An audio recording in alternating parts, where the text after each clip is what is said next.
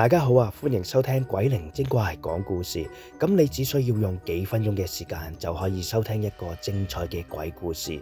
如果中意呢條片嘅，記住俾 like、subscribe 同埋訂閱啦，因為有你嘅支持，我先會行得更加遠嘅。咁而家故事開始。咁首先問下大家知唔知道石梨貝響邊啊？石梨貝水塘大家又有冇聽過呢？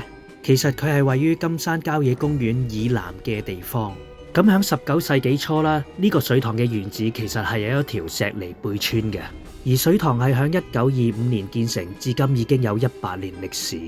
咁你會問，究竟啲村民去咗邊啊？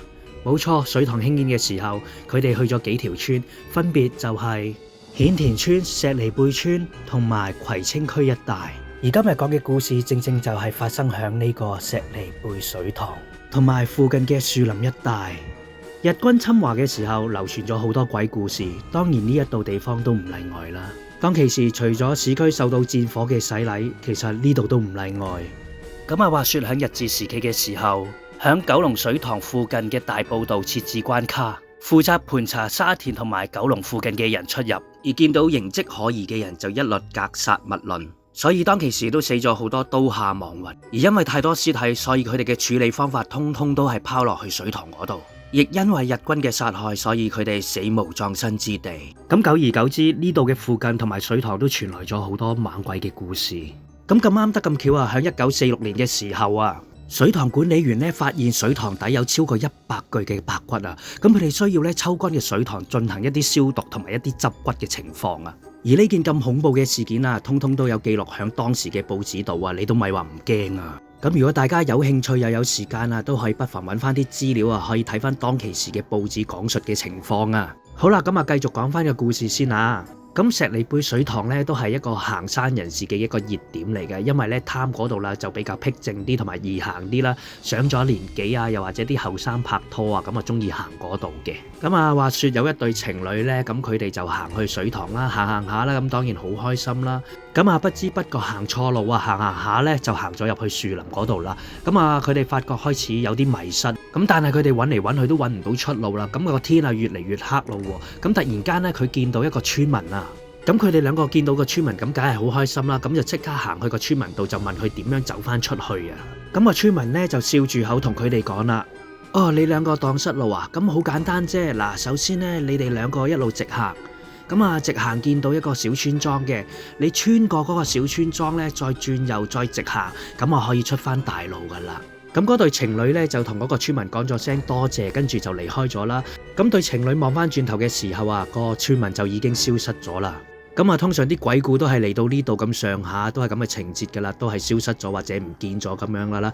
無論點都好啦，講故就唔好博估啊。希望啲聽眾啊俾 like、subscribe 同埋訂閱啦，因為有你嘅支持，我先會行得更加遠啦。繼續講翻對情侶先啊。嗰對情侶啊行到村莊嘅時候啊，就已經入夜噶啦。燈火通明啊，個景色都幾靚咁添啊。但係無論幾靚都好啦，佢哋都想盡快離開呢個村莊啊，因為越夜嘅時候呢，就越難出去啊。所以佢哋都急急腳行多幾步啊。當佢哋兩個行到咁上下嘅時候啊，突然間有一戶嘅婆婆同佢哋講啊：後生仔後生女，你哋點解行得咁急啊？如果你哋有時間，不如入嚟我呢度食餐飯，跟住先離開啊。嗰對情侶就同個婆婆講啦：唔需要啦，因為呢，我哋真係趕住出去啊。如果越嚟越夜嘅話呢，我哋真係翻唔到屋企噶啦。多謝你啊，婆婆。嗰個婆婆又繼續同佢哋講啦：依家都咁夜啦，天都黑晒，你哋點樣出去啊？咁不如嚟到我呢度食餐飯，借宿一宵，聽朝先離開啦，咁樣會方便好多噶。嗰對情侶又諗下，又好似係，如果咁夜一陣間迷路仲麻煩，咁不如索性食一餐飯，跟住或者打攪婆婆住一晚咁樣，聽朝先離開會唔會更加好呢？就係咁樣，佢哋兩個就留咗喺婆婆嘅屋企啦。婆婆十分之好客啦，而佢亦都準備咗一餐好豐富嘅晚餐啊，包括有雞啦、有肉啦、有包點啦，同埋最緊要係有咩啊？酒水啊！喺呢餐飯嘅裏邊呢，婆婆同嗰兩位情侶呢就講得好開心，亦都十分之投契啊！講下講下呢，唔覺唔覺就去到12點咯。跟住婆婆就講啦：咦， 12點鐘咯，你聽唔聽到啊？個打更佬喺度打更啊！咁啊，不如你哋快啲梳洗，跟住瞓覺啦。但係嗰對情侶就覺得有啲奇怪，咩呢個年代仲有打更嘅咩？咁雖然佢哋係有啲疑惑啊，但係真係十分之攰啊！咁所以咧，同婆婆講咗一聲晚安之後咧，佢哋就準備梳洗瞓覺啦。咁啊，瞓到半夜嘅時候啊，突然間行雷閃電啊，就嘈醒咗佢哋啊！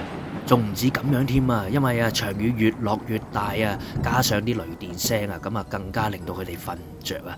但係話雖如此啊，太攰啦，佢哋去到4、5點鐘又慢慢入睡翻啊。就係咁樣，佢哋瞓下就瞓到天光啦。突然間有一陣寒風吹落佢哋度，而佢哋咁樣就凍醒咗啦。咁當佢哋兩個起身嘅時候啊，真係嚇咗一跳啊！係因為佢哋兩個啊瞓咗喺一個墓地上啊，個墓地啊仲要有啲祭品啊，包括佢哋琴晚食嘅雞啦、肉啦、包點啦，同埋一啲酒水啊，都唔止咁樣啊！佢再望上去張相啊，原來就係琴晚招呼佢哋嗰個婆婆啊！哇，唔知呢啲係咪就係所謂嘅鬼揞眼呢？瞓咗成晚先知道啊！佢哋兩個當堂嚇咗一跳啊，咁啊即刻走啦！咁啊，但係走嚟走去都走唔出呢個樹林啊！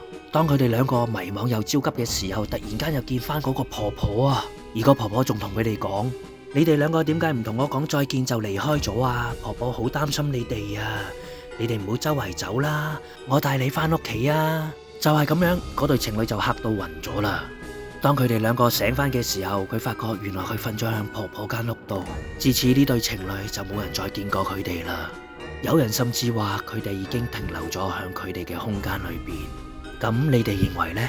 嗰對情侶係死咗啊，唔見咗啊，定抑或消失咗啊？又或者會唔會存在喺另外一個空間度啊？咁今日嘅鬼靈精怪講故事39集嘅石梨貝死陰幽谷水塘就暫告一段落啦。聽完呢個故事，如果你哋都仲唔俾 like 又或者 subscribe 嘅，你哋可能都會停留喺呢個空間嘅。咁各位再見啦，拜拜。